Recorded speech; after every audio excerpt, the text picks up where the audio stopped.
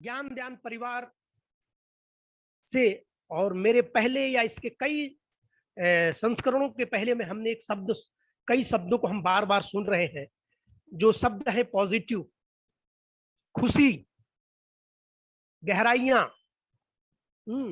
Negative, ये बार बार ये शब्द हमारे सामने हमारे वरिष्ठों द्वारा क्यों लाया जा रहा है? कोई बार बार शब्द आ रहा है कि हम हताश हैं, परेशान हैं। ये शब्दों का उपयोग, क्या हम इन सभी शब्दों का अर्थ समझ पाते हैं? समझने के बाद क्या हम इसके साथ अपने ताल से ताल को मिलाकर, क्या हम अपने मन को इनके साथ मिलाकर कर लेकर के चल रहे हैं? ये क्या, ये सही रूप से हम इसका इंप्लीमेंट अपने जीवन में कर रहे हैं, जो आज हमको जरूरी है? साथियों, अगर मैं आज आपसे पूछता हूं कि आप ये बताइए कि मनुष्य जीवन में कैसे खुश रह सकता है, तो कोई साथी बोलेंगे कि बहुत ज्यादा पैसा आ जाएगा, या सहारा का सभी का पेमेंट हो जाएगा, या सबका कमीशन मिल जाएगा, ये तमाम ऐसी बातों से कहेंगे कि ये सब भरपूर हो जाएगा तो हम सब खुश हो जाएंगे। साथियों, आज हमारे दिमाग में यही बात चल रही है। आपको बहुत साथियों द्वारा कई इसके पहले हर संडे को या कई संस्करणों में ये समझाया जा रहा है कि वर्तमान समय में हम कैसे चलें। ये सब आपको मिलेगा। अनेक, कश्मीर से लेकर के तो आंध्र प्रदेश तक, और बंबई से लेकर के तो राजस्थान तक, हमारा सहारा इंडिया का जितना क्षेत्र फैला हुआ है, सब हमारे वरिष्ठ ये आपको समझा रहे हैं। साथ ही साथ अभी वर्तमान में मंत्रालय का क्या चल रहा है ये आपको मालूम है। हम किन परिस्थितियों का सामना कर रहे हैं ये भी आपको मालूम है। लेकिन साथियों, ये सच है, अभी थोड़ी देर पहले माननीय पाठक सर के मुंह से खुशी शब्द निकला हुआ था। आज मैं इसी खुशी शब्द पे एक लाइन कहना चाहूंगा कि साथियों, मेरे हिसाब से व्यक्ति को खुश होना उसके ही हाथ में है, किसी दूसरे की जरूरत नहीं है। जब वह पैदा होता है और जब तक मरता है, अगर मान लीजिए पैसा से ही खुश रहना रहता तो टाटा के पास बहुत पैसा है, बड़े बड़े कारपोरेट घरानों के पास बहुत पैसा है, आप इनसे पूछो क्या आप खुश हो? आप किसी मीडियम परिवार के व्यक्ति से पूछो या किसी व्यक्तित्व से पूछो क्या आप खुश हैं, तो वो यही कहेगा कि नहीं यार, मेरा तो एक प्रोजेक्ट है, दूसरा प्रोजेक्ट बनाना है, ये काम कर लिया हूं, ये काम करना है। यानी वो जीवन भर किसी न किसी टोल मटोल में वो चलते ही रहता है, वो खुश नहीं है, मानसिक संतुष्टि उसके बराबर नहीं है। साथियों, एक हमारे एक शब्द होता है, उसको हम बोलते हैं ग्रेटिट्यूड, कृतज्ञता। और ग्रेटिट्यूड पर एक अमेरिका की राइटर है रोंडा बर्न करके, उसने किताब लिखा है द मैजिक। और द मैजिक में उन्होंने एक बात को लिखा है कि व्यक्ति जब तक जो कुछ भी उसके पास है, जो कुछ भी है उसके पास, 2 समय की रोटी मिलती हो, एक हाथ हो एक हाथ न हो, एक कान हो दूसरा कान न हो, शरीर का एक पार्ट हो एक न हो, संपत्ति कम हो ज्यादा हो, जो कुछ भी है, जितना उसके पास है, अगर उससे वह संतुष्ट होकर, संतुष्ट का मतलब यह है कि वो ग्रेटिट्यूड करे, धन्यवाद करे इस प्रकृति को, धन्यवाद करे इस नेचर को, धन्यवाद करे इस यूनिवर्स को कि मेरे पास जो कुछ है ये भरपूर है। अगर वो ऐसा नहीं करता है, अगर वो निगेटिव में जाता है, यदि वो नकारात्मक में अगर जाता है, तो साथियों उस वक्त मानसिक संतुलन ठीक नहीं रहेगा। और जब मानसिक संतुलन ठीक नहीं रहेगा, तो जिस जवाबदारी पे है, जिस स्टेटस पे है, या जिस जगह पर अपने पदों पर बैठा हुआ है, वो अपने कर्तव्यों को अच्छी तरह से नहीं निभा सकता है, क्योंकि उसका संतुलन बराबर नहीं है ना, उसका कार्य ही बराबर नहीं है, वो खुश नहीं है, पॉजिटिव नहीं है। उसको खुश रहना पड़ेगा, और खुश रहने के लिए उसको संतुष्ट होना पड़ेगा। संतुष्ट का मतलब मेरा ये नहीं है कि आज खाना खा के सो जाओ, कोई काम नहीं करो, कोई एक्शन में मत आओ, नहीं। संतुष्ट से मेरा मतलब है कि आज उसके पास जो कुछ भी है, मैं जिस ब्रांच पे काम कर रहा हूं, या मैं जिस फ्रेंचाइजी हेड हूं, मैं ये रोना रोना बंद कर दूं कि मेरे पास स्टाफ नहीं है। मेरे पास कार्यकर्ता नहीं है, मैं रिसोर्सेस, मेरे पास जो भी संसाधन है उस संसाधन में मेरे पास जो 25 से 30 वर्षों का अनुभव है उसको लेकर के और इन साधनों का उपयोग करके इस परिस्थिति में इसको हम कैसे पॉजिटिव बना लें, हम मन से कैसे संतुष्ट हो जाएं और अपने आप को कैसे खुश कर लें। और खुश आदमी तभी होगा, वो अपने, दुनिया में कोई किसी को खुश नहीं कर सकता है, वो खुद ही खुश उसको होना पड़ेगा। उसमें ग्रेटिट्यूड की भावना लानी होगी, उसको खुश रहना पड़ेगा। और व्यक्ति, एक चीज और मैं आपको बताऊंगा कि व्यक्ति के दुख होने के कारण क्या है। साथियों, आज से 8-10 दिन पहले मैंने एक ट्रेनिंग किया है। एक अमेरिका की संस्था है जिसको लैंडमार्क के नाम से दिया जाता है, और वो लैंडमार्क संस्था व्यक्ति की समस्याओं को एकदम प्रैक्टिकल तुरंत उसको दूर करती है, ऐसा मैं सुना था। मेरे एक दोस्त ने 1 साल से मेरे पीछे पड़ा था, जो भी था, लेकिन बहुत अच्छा हुआ, तो मैं उसके साथ जुड़ा। तो इसका 45 घंटे कंटिन्यू इसकी ट्रेनिंग हुई है, 45 से 50 घंटे। और वो लोग मेरे साथ 6 महीने डायरेक्ट मेरे टच में रहने वाले हैं, हफ्ते में 1 दिन वो मीटिंग होने वाली है। तो उन्होंने एक चीज मुझे बताया जो मैं आपके सामने रख रहा हूं, कि व्यक्ति जीवन में जो भी निगेटिव बातें करता है, चाहे वो परिवार हो, परिवार में जैसे पति और पत्नी, एक छोटी सी बात है कि अलमारी की अगर चाबी है और अलमारी की चाबी पत्नी ने अगर कहीं रख दिया, तो पति तुरंत बोलता है तुम्हें समझता नहीं है, तुमने कहाँ रख दिया, पर चाबी दिख ही नहीं रही। छोटा सा विषय है, लेकिन उस पर पूरा मामला उलझ जाता है परिवार का, और वो टेंशन में आ जाता है पूरा परिवार। जाना कुछ रहता है, करना कुछ और रहता है। और इसी तरह से बच्चों को तुम स्कूल नहीं गए, ऐसा नहीं किए, वैसा नहीं किए। और उसी तरह से जैसे अपने संस्था पकड़ लेते हैं, जूनियर सीनियर को, सीनियर जूनियर को, वरिष्ठ कनिष्ठ को, ये तमाम, ये पूरी दुनिया में, ये पूरी पृथ्वी पर जो ये चलता है, इसको रैकेट कहते हैं, इसको चक्रव्यूह कहते हैं, ऐसे एक्सपर्ट लोगों का कहना है। और साथियों, उस 50 घंटे से 55 घंटे की मीटिंग में लगातार मैंने 5 घंटे सोया और 4 दिन उस मीटिंग को अटेंड किया। जिन चीजों को पूरी तरह नहीं, लेकिन मैं एक शब्द आज क्लियर करूंगा, ये चक्रव्यूह जो हम अपने आसपास तैयार करते हैं, जो रैकेट हम अपने पास तैयार करते हैं, जो हम अभी निगेटिव पना का या नकारात्मक चीजों का रैकेट जो हम एक दूसरे पर जिम्मेदार ठहराते हैं, कि हमको संस्था कुछ नहीं बता रही है, वरिष्ठ कार्यालय हमें कुछ नहीं बता रहा है, यहाँ ऐसा नहीं हो रहा है, इसके बदले हम अपने दिमाग को शांत रख के पॉजिटिव रूप से सोचते कि हमारे जीवन के जो 25 वर्षों का तजुर्बा है उसका उपयोग करके अपने फील्ड में जाकर के अपने साथियों से मिल करके, और वही परिवार की परिभाषाओं को, मैं पहले पहले इसके पहले वाली जो मेरा सेशन हुआ था उसमें मैंने परिवार की परिभाषा बताया था, उस परिवार की परिभाषा के अनुसार अपने इस सहारा इंडिया के विशालतम परिवार को, जिसको माननीय सहारा श्री ने दुनिया का सर्वोत्कृष्ट परिवार बनाया, उस परिवार में जाकर के अगर भावनाओं के दृष्टिकोण से अपने कार्यकर्ताओं को जोड़े, ये हमारे बीच में जो रैकेट चल रहा है, नकारात्मक का जो रैकेट चल रहा है, परिवार में जो रैकेट चल रहा है, समाज में जो रैकेट चल रहा है, संस्थान में जो रैकेट चल रहा है, इस रैकेट से ऊंचा उठकर, इस रैकेट से और ऊपर जाकर, जैसे माननीय सहारा श्री बना की अपने सोचने के दायरे को इतना विस्तृत करो, जिसकी परिभाषा हमको बहुत पहले ही सहारा श्री ने बता दिया है।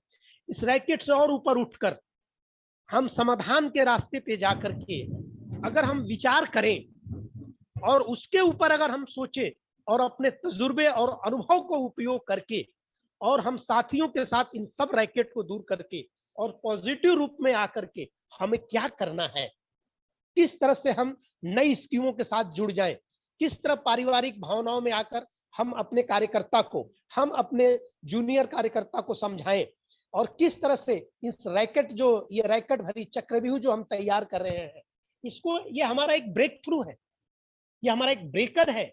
हमारा ब्रेक थ्रू नहीं मिल रहा है। एक दिन हम एक मीटिंग बुलाएं, सभी को सब चीज चल रहा है उसको समझाएं। हम डर के मारे मीटिंग ही नहीं बुलाते हैं, हम डर के मारे अपने कार्यकर्ता से बातें ही नहीं करते हैं। कार्यकर्ता हमारे पास नहीं आता, हम कार्यकर्ता के पास नहीं जा रहे। और जो लोग जा रहे हैं उसका रिजल्ट देख लीजिए। महाराष्ट्र में पुसद फ्रेंचाइजी एक ही दिन 1 करोड़ रुपया किया, 80 लाख किया और 15 लाख एक दिन किया, 1 करोड़ के आसपास किया। मेरी उनसे बातचीत हुई, उन्होंने कहा कि मेरी 6 लाख की अर्निंग आज एक दिन की। बुद्ध गया की जो फ्रेंचाइजी हेड है उनसे भी हमारी कुछ विषयों पे बातचीत हुई। तो साथियों, संस्था वही है, परिवार वही है, कर्म क्षेत्र वही है, कर्म स्थल वही है, केवल परिस्थितियां बदली है, और परिस्थितियां भी हमारी मानसिक दृष्टिकोण से बदली हुई है। ये सब हमारे ऊपर डिपेंड करता है। ठीक है, थोड़ा बहुत लेफ्ट राइट हुआ है, अब तो माहौल बदल चुका है, अब तो हमें रास्ता मिल चुका है, उस रास्ते को हम जरा सोचें। और एक बार और मैं उसको रिपीट करता हूं, मैंने परिवार की परिभाषा है जिसको समाज शास्त्र में माइका और पेज नामक शास्त्रज्ञ ने लिखा है कि परिवार वह सामाजिक संस्था है, एक छत के नीचे रहती है, एक चूल्हे पर बने खाना को खाती है, और रक्त संबंधों के आधार पर एक दूसरे से बंधे होते हैं और अपने कर्तव्यों को निभाते हैं, उसे परिवार कहते हैं। और इस परिवार को हमारे मुख्य अभिभावक ने 1978 में हमको दे दिया, हमको सिखा दिया, अपने सुख संतुष्टि शांति किताब के माध्यम से हमें बहुत पहले बता दिया। 20-25 वर्षों से हमको इसको प्रैक्टिकल करा दिया। ये सब कुछ सीख करके हम इसके मास्टर बन चुके थे। बन चुके थे क्या, बन चुके हैं। बार बार उसमें लिखा है कि हमें हनुमान की तरह जगाना पड़ता है। तो ज्ञान ध्यान परिवार भी वही काम कर रहा है कि हिंदुस्तान के पूरे हनुमान को जगाने का काम कर रहा है। उसमें हमारी भी जिम्मेदारियां हैं और हमें जागना होगा। समुद्र पार करना हमारे लिए कोई बहुत बड़ी बात नहीं है। बात में अभी कुछ बात इसी में निकली थी कि हमें अपने इतिहास को, अभी ये टाइटल सॉन्ग जो चल रहा था कि हम अपने इतिहास को याद करें। साथियों, हमारा इतिहास तो इतना भयंकर है, हमारा इतिहास तो इतना खतरनाक है कि देश पे दुनिया देख करके हिलती थी कि सहारा का इतिहास। लेकिन वक्त के अनुसार सब कुछ बदलता है। समाज शास्त्र में ही कहा गया कि समाज परिवर्तन जो है प्रकृति का नियम है, तो परिवर्तन होगा। हमारा इतिहास कितना जबरदस्त है। हमारा इतिहास 2000 रुपए की पूंजी से लेकर 3,00,000 करोड़ तक का हमारा इतिहास रहा है। पारिवारिक वातावरण में काम करने का इतिहास हमारा रहा है। हमने इस पूरे दुनिया को, इस दुनिया को तो मैं नहीं बात कर सकता, लेकिन मैं भारतवर्ष की बात करता हूं कि भारतवर्ष को हमने सिखाया कि परिवार की परिभाषा क्या है।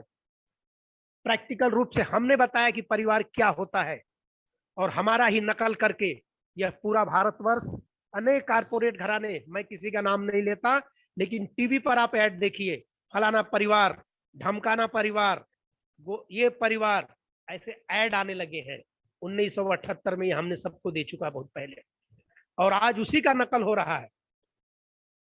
तो साथियों, हमें जरूरत है अपने कार्यकर्ताओं से रिलेशनशिप बनाने की, भावनाओं के साथ उनकी जुड़ने की जरूरत है। और हमें ये जो छोटे मोटे रैकेट हमारे बीच में है, जो चक्रव्यूह हमारे बीच में हम लोग तैयार कर रहे हैं, ये चक्रव्यूह हमारे लिए खतरनाक है। इन परिवार की परिभाषाओं को जो मैं बताया उसके आधार पे हमें जुड़ना होगा, हमें अपनापन लाना होगा। हम जिस तरह से भाई बहन एक परिवार में रहते हैं, जिस तरह से हम रक्त संबंध के आधार पे जुड़े रहते हैं, और उस रक्त के संबंध के आधार पर हमें कार्यकर्ताओं और जमाकर्ताओं के साथ हमको जुड़ना होगा। नहीं जुड़े हैं तो जुड़िए, समय है अपने पास। और बहुत अच्छा मिला है कि जिस जमाकर्ता का डाउनलोड नहीं हुआ है, जिस जमाकर्ता ने अपने नहीं लगाया हुआ है पोर्टल के ऊपर, उस बहाने उनके पास पहुंचिए, सम्मान मिलेगा साथियों। मैं तो अपने फ्रेंचाइजी से 40 किलोमीटर के दायरे में, 30 किलोमीटर के दायरे में 4 सेंटर 4 तहसीलों में बनाया हूं। 24 घंटे में हर सेंटर पर जाके पर्सनल विजिट देता हूं, उनसे चर्चा करता हूं, मेरा कौन सा कार्यकर्ता आया नहीं आया, मेरा ये जमा करता, उनसे कन्वे करता हूं और उनके टच में हूं। और अभी तक मेरे को अंदाज है कि 10-15 करोड़ मैंने डाउनलोड करा दिया है। तो साथियों, मेरा कहने का मतलब यह है कि हमें एक्शन में आना होगा, हमें क्रिया करना होगा, हमें अपने कर्म भूमि और कर्म स्थल पे जाना होगा। एक बार और नहीं पढ़े हो तो एक बार और सक अपने सर की लिखी किताब को एक बार और दोहराओ, एक बार उसमें और जाओ, उसको और एक बार गहराइयों से देखो कि हमने इतिहास में क्या किया है। अभी इतिहास पे चर्चा हो रही थी, इतिहास पे बातचीत हुई अभी थोड़ी देर पहले। तो साथियों, हमारे जीवन में जो ये नकारात्मक रैकेट चल रहे हैं ना, इस रैकेट को खत्म करना होगा। हमें कोई खुश करने नहीं आएगा, हमें अपने आप को खुद खुश करना होगा, अपनी आंतरिक ताकत को खुद अपने व्यक्तित्व में लाना होगा। और अपने अनुभव के आधार पर अपने कर्म स्थल और कर्म क्षेत्र में हमें जाना होगा और हमें वो हनुमान बनना होगा, हमें वो ताकत को अपने निकालना होगा, अपने इतिहास को हमें दोहराना होगा, वो इतिहास सबके सामने चित्रित करना होगा। नहीं तो वृक्ष की हालात जो सर ने बताए हैं अपने किताब में कि हमें सूखा वृक्ष बनना है या फलदार वृक्ष बनना है, आपको याद होगा। तो साथियों, सूखा वृक्ष गिर जाता है, लकड़ी बन जाता है, उस पर हथौड़ियां चलते हैं, खिड़की दरवाजे बन जाता है, और फलदार वृक्ष फल देता है, छाया देता है, और फिर जाकर के अपने वृक्ष के मूल अस्तित्व है। तो हमें अपने मूल अस्तित्व को कायम रखना होगा साथियों। और संस्था ने तो हमको रास्ता दे दिया है, हमारा ई स्कूल चल रहा है? उसके बाद और 2-3 नई स्कीमें जो चल रही हैं, विंड्स चल रहा है, जो नई चीजें हमारे पास आ रही है उनको हमें एक्सेप्ट कर लो, अपने आप समायोजित कर लीजिए और उसे समायोजित करके अपने कर्म स्थल और कर्म क्षेत्र पर उतर जाइए। जब आप उतर जाएंगे और अपने उस ताकत को, अपने उस अनुभव को अपने साथियों के साथ, मानता हूं मैं उतने साथी नहीं है, अगर 2-4 साथी भी होंगे तो उन साथियों के साथ सकारात्मक सोच के साथ अगर आप लग जाओगे और अपने कर्म क्षेत्र पर उतरकर अपनी ताकत के साथ अगर आप जुड़ जाओगे और गहराई के साथ दिल, दिमाग और आत्मा को लगाकर जब आप जुड़ जाओगे ना साथियों, तो मुझे पूरा विश्वास है, मुझे पूरी पूरी अहमियत है कि आपको कोई इस धरती पर, इस पृथ्वी पर सहारा इंडिया परिवार को, हमारे एक साथी बता रहे थे या हम लोगों की बातचीत हो रही थी, अरे हमको कौन पीछे कर सकता है, हमको कोऑपरेटिव सेक्टर में हिंदुस्तान में किसी की ताकत ही नहीं हमको पीछे करने की। हमारे इतना मेंबरशिप, हमारे इतना टर्नओवर, हमारे इतना संख्या, हमारा इतना जमाकर्ता, हमने तो सबको पहले ही सिखा दिया।